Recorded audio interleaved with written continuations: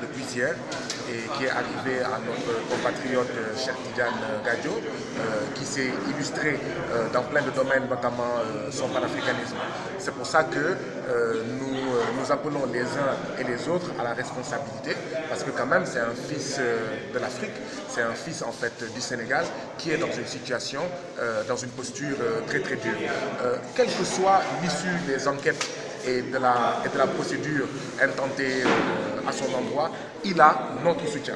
Il a notre soutien parce que quand vous avez un parent, même s'il a commis des choses que la loi réprouve, vous êtes obligé d'être à ses côtés, de le soutenir et de ne pas le lâcher. Voilà notre posture, voilà ce à quoi nous appelons en fait les Sénégalais et les Africains.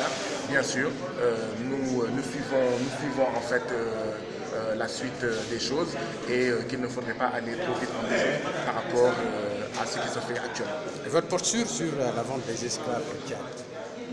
Alors, ce qu'il faut dire, c'est que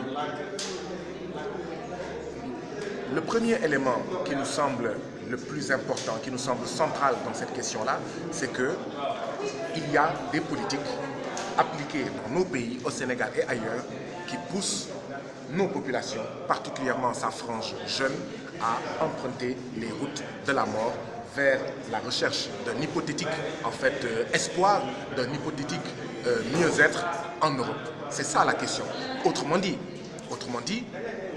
nous devons mettre en œuvre des politiques opposées à celles qui sont appliquées et qui feraient que nos populations sortent. Quand vous avez en 2016 20% de la population du Sénégal en insécurité alimentaire, c'est-à-dire plus de 3 millions de Sénégalais, que voulez-vous que ces populations-là fassent? Que voulez-vous que les filles et fils de ces paysans-là, en majorité, fassent?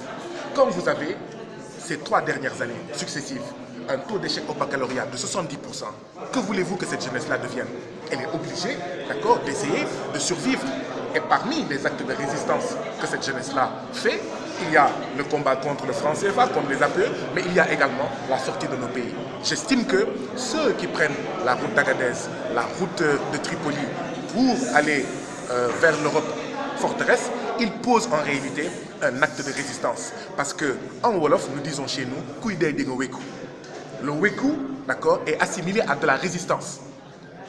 Nous ne jetons pas la pierre à nos compatriotes parce que nous ne savons pas dans quelles conditions d'insécurité alimentaire, de pauvreté, de misère ils ont été confrontés jusqu'à ce qu'on tue en eux l'espoir.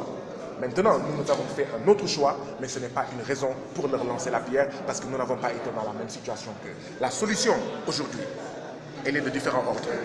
Aujourd'hui, nous exigeons que nos gouvernements, le gouvernement du Sénégal, aillent faire revenir dans les meilleurs délais nos compatriotes. Mais ça, c'est conjoncturel, ça, c'est ponctuel.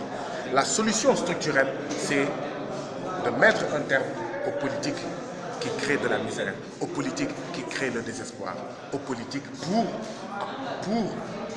frayer des politiques qui vont ramener l'espoir, des politiques qui vont faire que nos populations vont rester. Et si